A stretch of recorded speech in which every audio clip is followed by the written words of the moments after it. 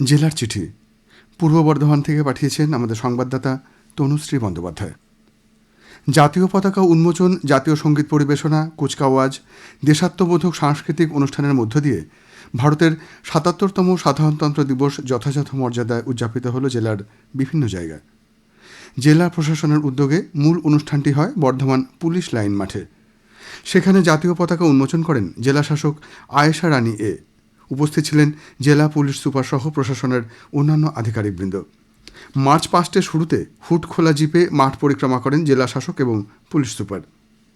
পরে জেলা শাসক দেশের বীর সংগ্রামীদের শ্রদ্ধা জানিয়ে দিনটির তাৎপর্য তুলে ধরেন।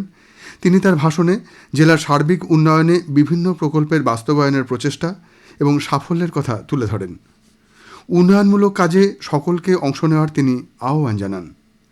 এনসিসি, ফায়ার ব্রিগেড, ছাত্রছাত্রী সহ বিভিন্ন সরকারি ও বেসরকারি সংগঠনের অভিবাদন গ্রহণ করেন।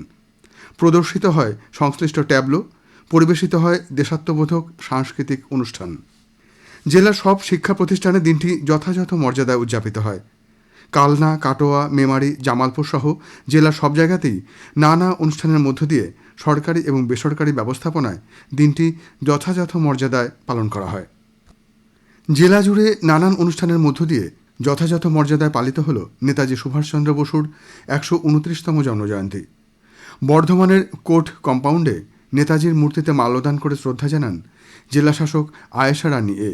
নেতাজির স্মৃতিধন্য কালনার নিত্যগোপাল জ্ঞানানন্দ মঠে দিনভর চলে পুজো, নানান অনুষ্ঠান। নেতাজির প্রতিকৃতি সহ তার ব্যবহৃত শয্যা, চেয়ার টেবিল প্রতিদিনের মতো ফুল দিয়ে সাজিয়ে তোলা হয়।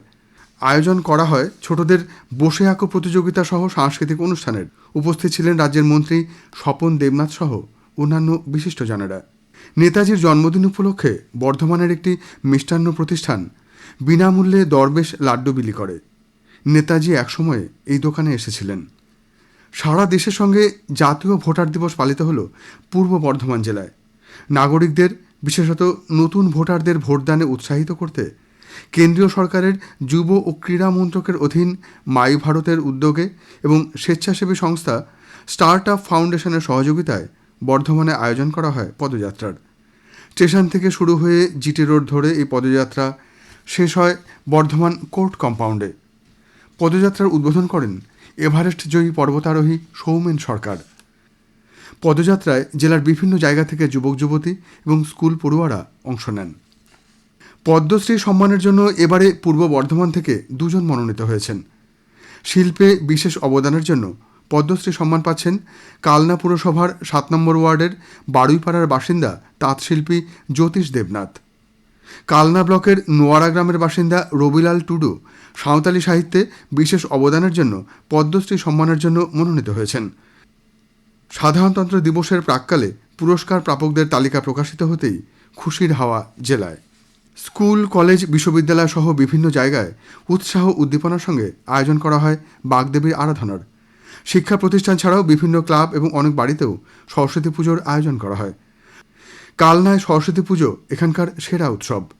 প্রতিমা, মণ্ডপসজ্জা এবং আলোকসজ্জায় বিভিন্ন ক্লাবগুলির মধ্যে থাকে পরস্পরকে টেক্কা দেওয়ার প্রতিযোগিতা। মণ্ডপ, আলোকসজ্জা, প্রতিমা নির্মাণে প্রতি বছরই থাকে নতুনত্বের ছোঁয়া। এবছরও তার ব্যতিক্রম হয়নি। কোথাও পিরামিডের আদল, কোথাও আবার পুরনো দিনের নস্টালজিক ডাকঘর, কোথাও পরিবেশ নিয়ে সচেতনতা, কোথাও আবার ছিন্নমূল উদ্বাস্তু মানুষজনের বেদনাময় অবস্থার চিত্র ধরা পড়েছে মণ্ডপ সজ্জায়। তবে শহর বর্ধমানের পুজোর আকর্ষণ বিশ্ববিদ্যালয়ের ছাত্র ও ছাত্রীনিবাসের পুজোগুলি। এবারেও হোস্টেলগুলিতে ছিল রকমারি থিমের চমক। তবে অন্যতম আকর্ষণ হোস্টেলগুলির মধ্যে তত্ত্ব আদান প্রদান প্রথা।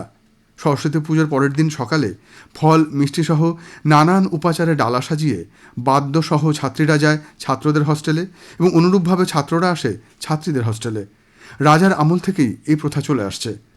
এদিকে ঠান্ডা কমে যাওয়ায় আলুর ফলন নিয়ে কিছুটা শঙ্কায় রয়েছেন চাষিরা। আলু চাষের গোড়ায় ঠান্ডা ভালো থাকায় গাছ ভালো হয়েছে, তবে ঠান্ডা কমে যাওয়ায় রোগ পোকার আক্রমণের আশঙ্কা করছেন কৃষকরা। জেলার চিঠি শেষ হলো।